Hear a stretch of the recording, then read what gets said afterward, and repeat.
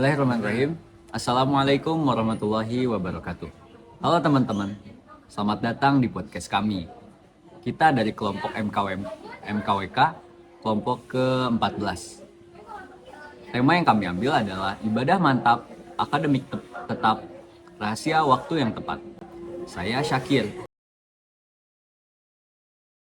ditemani oleh 4 teman saya. Ada Syarif, Akrom, Faiza, dan juga Pratiwi. Hari ini kita akan berbincang santai, namun tetap berbobot tentang bagaimana mahasiswa dapat menyeimbangkan ibadah dan aktivitas akademik dengan manajemen waktu yang islami. Semoga obrolan ini bermanfaat dan relatable buat kehidupan kampus.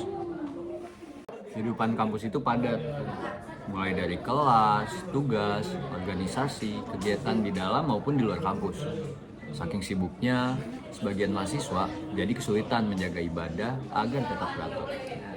Benar, akan tetapi di dalam Quran surah Al-Mu'minun ayat 1-2 Allah mengingatkan kita bahwa orang beriman adalah mereka yang khusyuk dalam sholatnya, yang artinya kita sebagai mahasiswa ibadah tidak boleh teratur di urutan terakhir meskipun jadwal kita padat.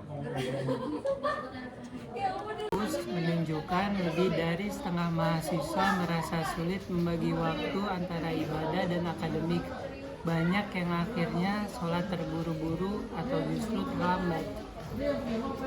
Nah, padahal Islam sudah memberikan struktur waktu lewat sholat lima waktu, dan itu sebenarnya bisa dijadikan sebagai landasan dasar untuk menyusun rutinitas yang lebih teratur dan lebih rapi.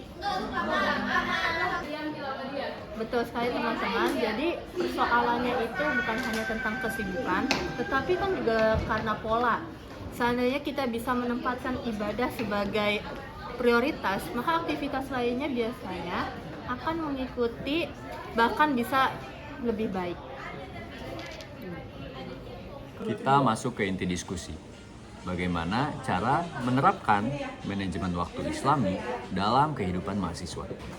Jadi, menurut saya, langkah pertama adalah menjadikan jadwal sholat sebagai penanda waktu utama, agar kita dapat menyesuaikan waktu akademik dengan waktu ibadah kita, bukan malah sebaliknya. Setuju, melatih disiplin dalam sholat akan menular ke cara kita mengelola waktu belajar. Kita jadi lebih terencana dan tidak menumpuk kerjaan di akhir waktu. Nah, menurut saya pribadi, pentingnya untuk melakukan evaluasi setiap harinya. Jadi kita memeriksa kembali apakah sholat kita terjaga, apakah ibadah kita terjaga, dan kita memeriksa kembali apakah waktu belajar kita gunakan sebaik-baiknya. Nah, hal sederhana ini saja bisa membantu kita agar hidup kita lebih teratur dan tersusun. Sebenarnya ibadah bisa menjadi bentuk istirahat. Jadi, ketika aktivitas akademik menekan, justru ibadah memberikan ketenangan. Jadi sebenarnya dua hal ini bukan saling mengganggu, tapi bisa saling mendukung, bisa saling melengkapi juga. Kalau dikaitkan dengan produktivitas mahasiswa, menurut kalian bagaimana pengaruhnya? Oke, jadi menurut saya, ibadah yang teratur itu membuat pikiran kita lebih fokus. Karena kenapa? Karena ketika kita telah mengerjakan sholat, maka hati kita ini merasa tenang dan siap kembali untuk belajar. Setuju, ibadah justru menambah kualitas produktivitas. Kita jadi lebih stabil, tidak mudah stres, dan mampu mengelola tekanan akademik. Dari sisi sosial, mahasiswa yang seimbang antara akademik dan ibadahnya biasanya cenderung lebih sabar dan lebih sopan, dan lingkungan kampusnya pun akan lebih positif seperti itu. Jika manajemen waktu Islami bisa diterapkan dengan konsisten, mahasiswa tidak hanya bisa berkembang secara akademiknya aja, tetapi juga bisa berkembang secara emosional juga spiritualnya. Inilah yang membuat kehidupan kampus akan lebih harmonis lagi. Baik, kita simpulkan, ibadah dan akademik dapat berjalan seimbang. Islam memberikan pedoman waktu yang dapat membantu mengatur aktivitas. Prioritas, disiplin, dan evaluasi diri adalah kunci keseimbangan itu. Mulailah dari langkah kecil tapi konsisten. Tidak perlu langsung sempurna, yang penting teratur. Nah, dan niatkan setiap aktivitas yang kita lakukan sebagai bentuk kebaikan kita.